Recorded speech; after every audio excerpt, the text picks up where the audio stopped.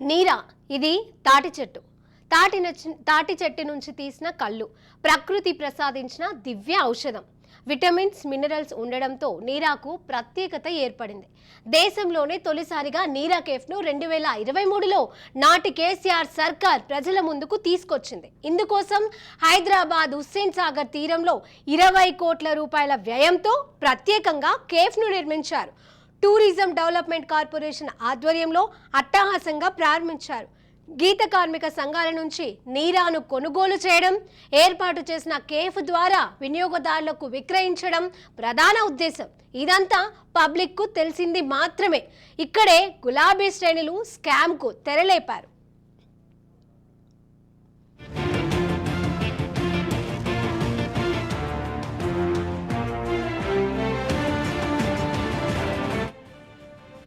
నీరా కేఫ్లో ఒకేసారి 500 మంది కూర్చునేలా ఏర్పాట్లను చేశారు. ఈ కేఫ్కి రోజు 1000 మందికి పైగా కస్టమర్లు వచ్చేలా టార్గెట్లను పెట్టుకున్నారు. గీత కార్మికుల నుంచి లీటరు నీరాను 200 రూపాయలకు కొనుగోలు చేస్తారు. సేకరించిన నీరాను 300 రూపాయల లెక్కన విక్రయించేలా ప్రభుత్వం నిర్ణయించింది. రోజుకు లక్షల రూపాయల లాభం వస్తుందని ప్రారంభ సమయంలో కేసీఆర్ అండ్ టీం బాగానే ప్రచారం చేశారు.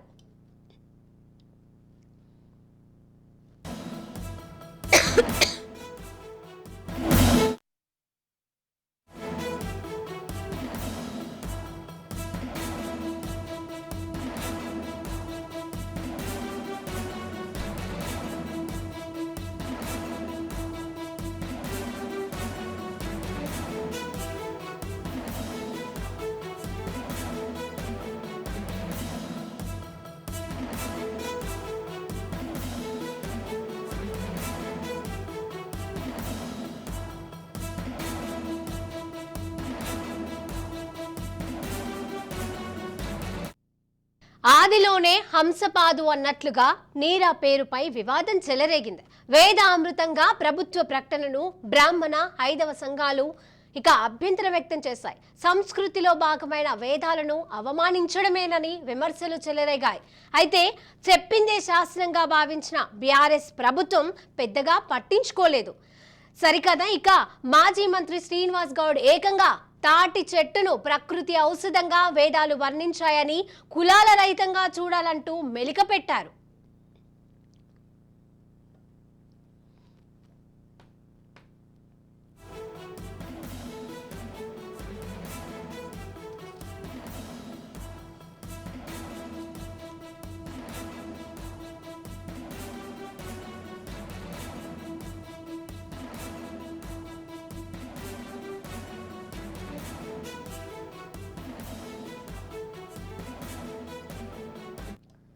తొలుత ప్రభుత్వం ఆధ్వర్యంలో విక్రయాలని మంత్రులు పదే పదే ఉదరగొట్టారు.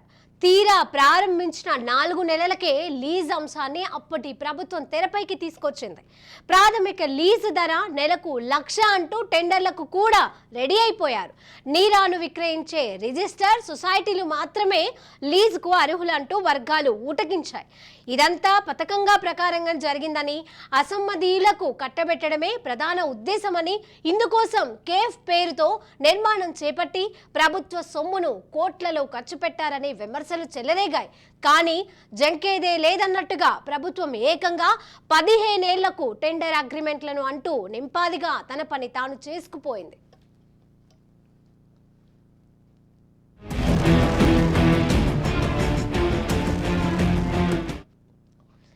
లక్షల్లో లాభాలంటూ ఊరించిన నీరా కేఫ్ చివరకు అదే స్థాయిలో నష్టాలు రావడం, మూసివేసే పరిస్థితులు ఏర్పడ్డాయి. వాస్తవానికి నీరా కేఫ్ నిర్వహణ నేటి ప్రభుత్వానికి గుదిబండగా మారింది.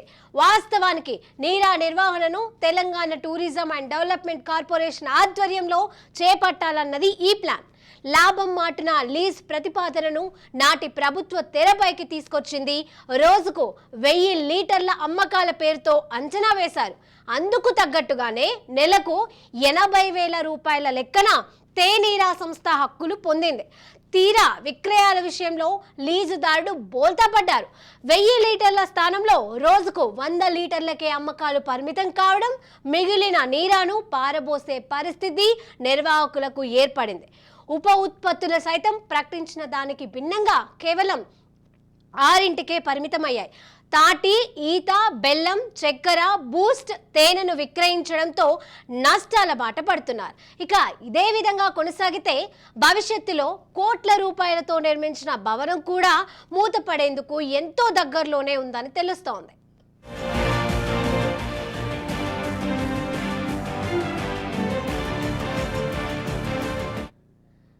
హుస్సేన్ సాగర్ తీరంలో ఆహ్లాదకరమైన కేఫ్ అంటూ నాటి మంత్రులు తలసాని శ్రీనివాస్ యాదవ్, శ్రీనివాస్ గౌడ్ ప్రారంభంలో చెప్పారు. పల్లెను తలపించేలా పచ్చని వాతావరణం అని చెప్పారే కానీ నిర్మాణ ఖర్చు మాత్రం కోట్లలో చూపించారు. రెస్టారెంట్ తరహాలో భవనాన్ని తీర్చిదిద్దారు. మొదటి అంతస్తులో నేరాను విక్రయించేలా డిజైన్ చేశారు. గ్రౌండ్ ఫ్లోర్లో ఫుడ్ కోర్టును ఏర్పాటు చేశారు. రుచుల ఆస్వాదన పేరుతో మరికొన్ని నీరా రిలేటెడ్గా ఉన్నటువంటి ఉత్పత్తులను కూడా తీసుకొచ్చారు. తాళ్ళు, ఈదుల మధ్య కూర్చున్న అనుభూతి కల్పిస్తూనే లెక్కలు మాత్రం ఎక్కువగా చూపించారు. కొనుగోలు చేసిన ఫర్నిచర్లలో మతలబును చోటు చేసుకున్నాయి. ఇక మార్కెట్ ధరలకు మించి టెండర్ కోట్ చేసుకునేలా అణువులకు అవకాశం కల్పించారు. భవనాన్ని ఎస్టాబ్లిషన్ చేస్తే నిర్మాణ ఖర్చును ఎవరూ పట్టించుకోలేరన్న లాజిక్ను చూపించారు. ఖర్చులకు, హంగామాలకు ఎక్కడా పొంతన లేని విధంగా వ్యయం చూపించారు. మరి ఇదే అంశంపై మరింత సమాచారం మా పొలిటికల్ ఎడిటర్ అరవింద్ అందజేస్తారు. అరవింద్, గత బీఆర్ఎస్ ప్రభుత్వంలో తలపెట్టినటువంటి ఈ అన్ని అంశాలలో అరవింద్ గారు వినిపిస్తోందా? వినిపిస్తోంది శిరీష. ఎస్ అరవింద్ గారు, గత బీఆర్ఎస్ ప్రభుత్వంలో తలపెట్టినటువంటి అన్ని అంశాలలో అవినీతి ఆరోపణలు అయితే వస్తున్నాయి. మరి దీనికి సంబంధించి నీరా కేఫ్ కి సంబంధించి కోట్లలో ఖర్చు పెట్టారు. ఎన్ని లాభాలు అయితే ఆర్జించారో లాభాల మాట పక్కన పెడితే నష్టాలు ఎక్కువగా కనబడుతున్నాయి. ఇదంతా ప్రభుత్వం ప్రజల సొమ్ము చేసుకొని కట్టిన బిల్డింగ్స్ ప్రజలకు ఎంతవరకు మేలు చేస్తోంది అనే దానికంటే నష్టం కూడా వాటిల్లుతున్నాయి అనేది ప్రజల అంశం. మరి దీనికి సంబంధించిన అప్డేట్స్. అంటే నీరా కేఫ్ ప్రారంభ సమయంలో అప్పుడే ప్రభుత్వం తీసుకొచ్చినట్టు వాదన, రకరకాల వాదనలు ఉన్నాయి, రకరకాల అంశాలు ఉన్నాయి. దాంట్లో ఒకటైతే సాక్షాత్తు గౌడ సోదరులకి ఆర్థిక స్వావలంబన కలిగించే దిశగా మొదటి ప్రయత్నంగా ఇక్కడ తీసుకొచ్చాం, మొత్తం తెలంగాణ రాష్ట్రం మొత్తం విస్తరింపజేస్తాం ఇది అని చెప్పి ఒక మాట చెప్పారు. అదే సందర్భంలో ఇది ఒక ఆరోగ్యకరమైనటువంటి పానీయము. దీన్ని తెలంగాణ ప్రజలు మొదటి నుంచి కూడా కల్చర్లో భాగంగా దీన్ని తాగుతున్నారు కాబట్టి దాన్ని కల్చర్ని పునరుద్ధరణ, సాంస్కృతిక పునరుద్ధరణ పేరిట ఒక వాదన తీసుకొచ్చారు.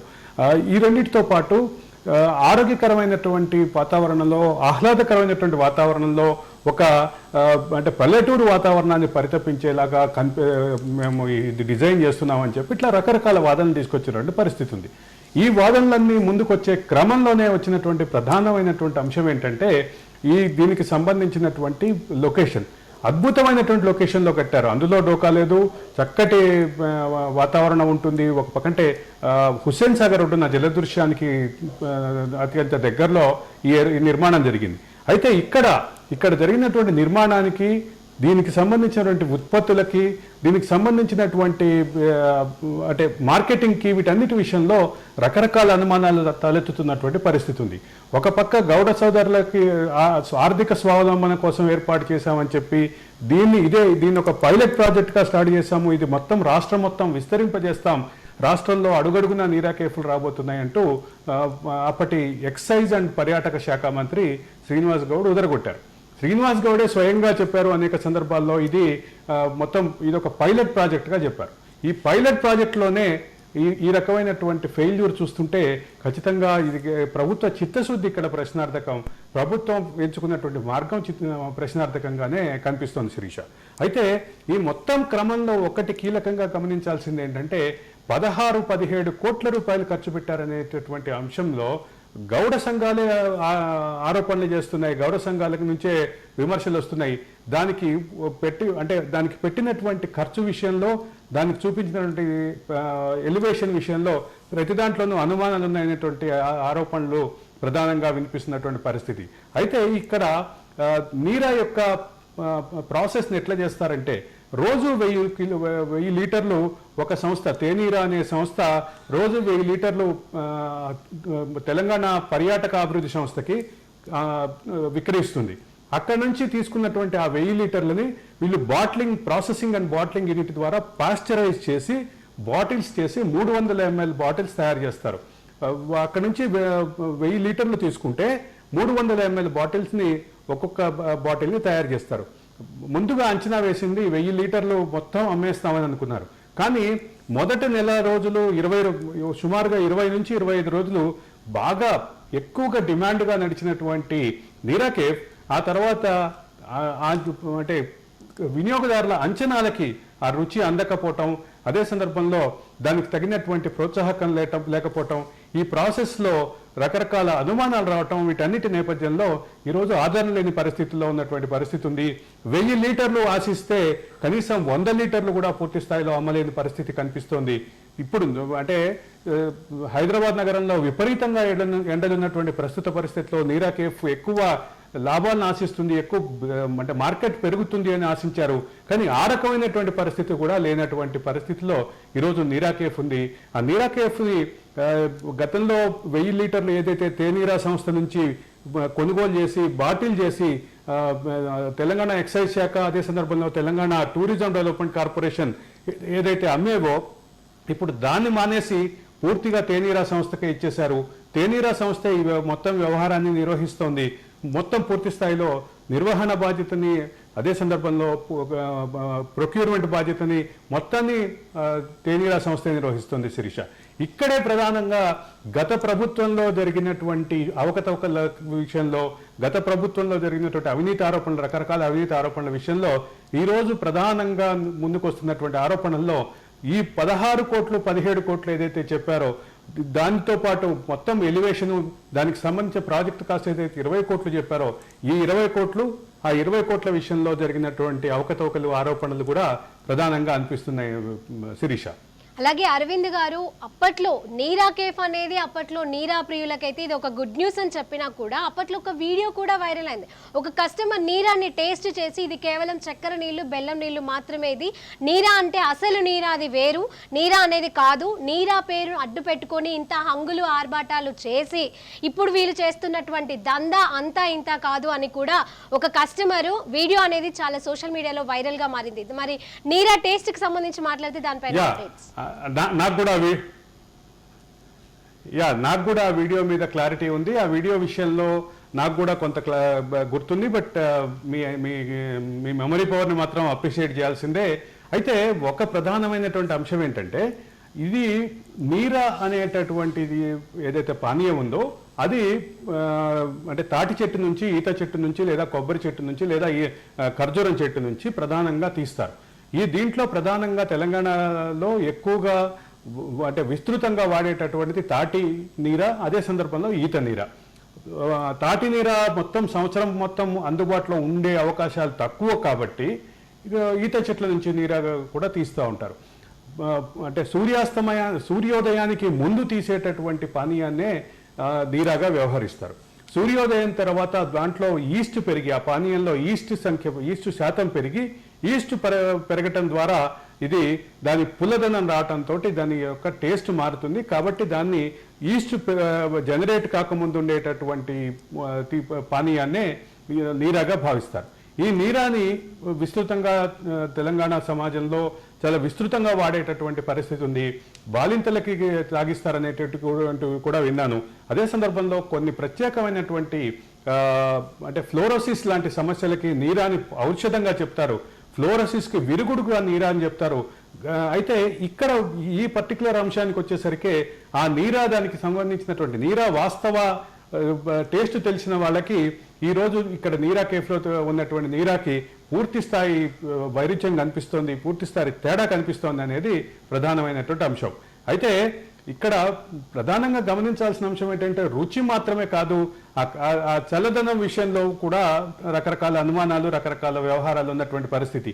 ఇక్కడ ఈ రుచిని అంటే గతంలో నీరా అని తెలంగాణ సమాజంలో తాగినటువంటి వాళ్ళు, ఊర్లలో ఉన్నప్పుడు తాగినటువంటి వాళ్ళు ఈరోజు హైదరాబాద్ లో ఇక్కడ నీరాగా అమ్ముతున్నటువంటి బాటిల్ ని చూసి భావం వ్యక్తం చేయడం, సోషల్ మీడియాలో ఊర్లలో తాగడం ఆ టేస్ట్ ఏ విధంగా ఉంటుంది అనేది చెప్పండి. వాళ్ళకు ఒక అవగాహన ఉంటుంది కాబట్టి నీరా కేఫ్ కి వచ్చి ఇక్కడ సిటీలో ఇంత అంగులు ఆర్భాటాల మధ్య నీరాను స్వీకరిస్తే ఇదొక ఎంజాయ్మెంట్ గా థ్రిల్ గా ఫీల్ అయ్యే వాళ్ళు అక్కడికి వచ్చిన తర్వాత ఏదైతే టేస్ట్ చేయాలనుకున్నారో అది పూర్తిగా నీరాకి దీనికి చాలా విరుద్ధంగా ఉంది.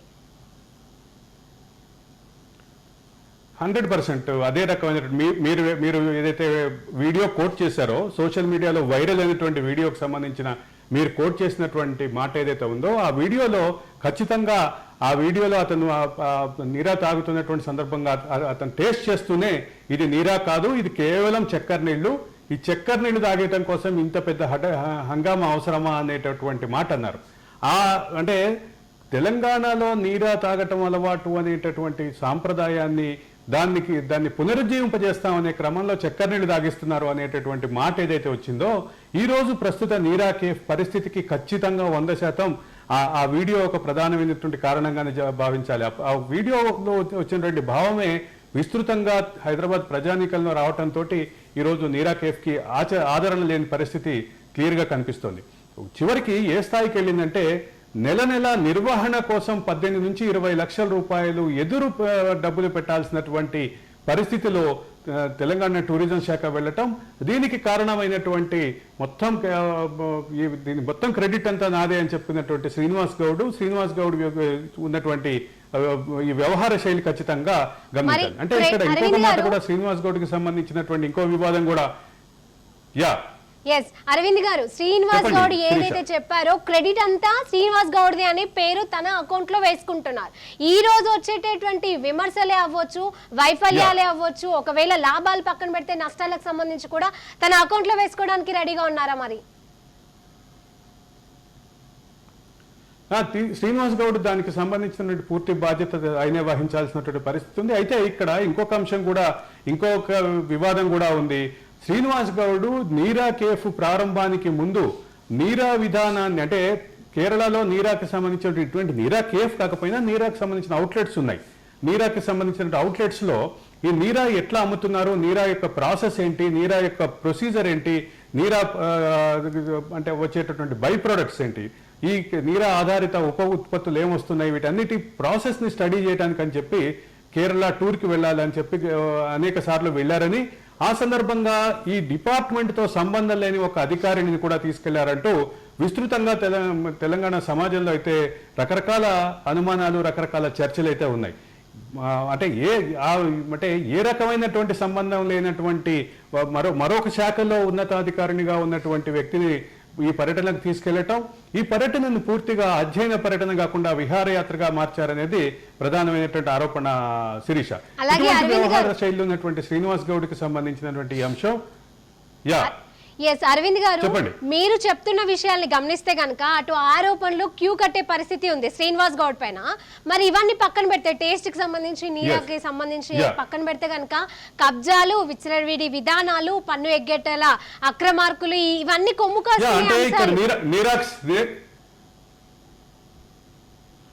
అంటే ఇక్కడ నీరాకు సంబంధించినటువంటి ఇంకో అంశం ఖచ్చితంగా మాట్లాడాలి శిరీష గారు. ఇక్కడ 1000 లీటర్లు నీరా కొంటున్నారు. నీరా కొన్న దగ్గర నుంచి పాశ్చరైజేషన్ చేసినటువంటి నీరా కూడా, దానికి అది పెరిషబుల్ గూడు, అది దాని షెల్ లైఫ్ 3 రోజులు మాత్రమే ఉంటుంది. 3 రోజుల లోపు కనుక ఆ నీరాని అమ్మకపోతే లేదా ఆ నీరాని వినియోగించకపోతే అది పారబోయాల్సి వస్తుంది. కాబట్టి ఈరోజు పూర్తిగా రోజుకు 1000 లీటర్లు తీసుకొచ్చి హైదరాబాద్ నగరంలో బాటిలింగ్ చేసి ఆ బాటిళ్లతో సహా పారేయాల్సినటువంటి పరిస్థితి వచ్చింది. ఇది ఖచ్చితంగా దీనికి గత ప్రభుత్వం యొక్క తొందరపాటు నిర్ణయం, గత ప్రభుత్వం యొక్క మార్కెట్ సర్వే లేకుండా చేసినటువంటి పని. అదే సందర్భంలో నీరా యొక్క వాస్తవ టేస్ట్ లేకుండా యంత్ర పరికరాల కొనుగోలు విషయంలో కూడా ఆరోపణలు ఉన్నాయి.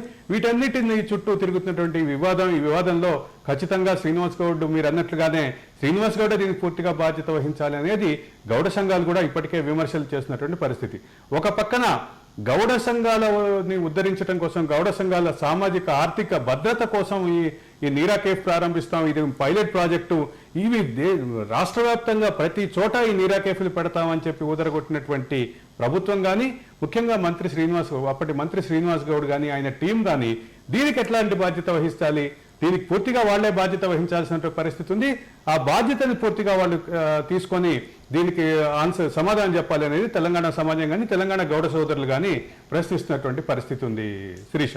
అలాగే నిర్మాణానికి సంబంధించి ఈ విషయానికి వస్తే కూడా చాలా అవకతవకలు జరిగాయని కూడా తెలుస్తోంది. మరి దీనిపైన అప్డేట్స్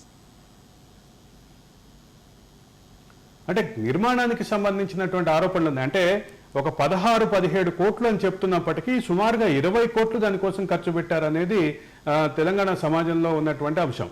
20 కోట్లు ఖర్చు పెట్టి చివరికి అక్కడ ఏం చేశారు అనేటటువంటిది, అట్లాగే సామాగ్రి కొనుగోలు అన్నిటి విషయంలోనూ కూడా ఆరోపణలు ఉన్నటువంటి పరిస్థితి.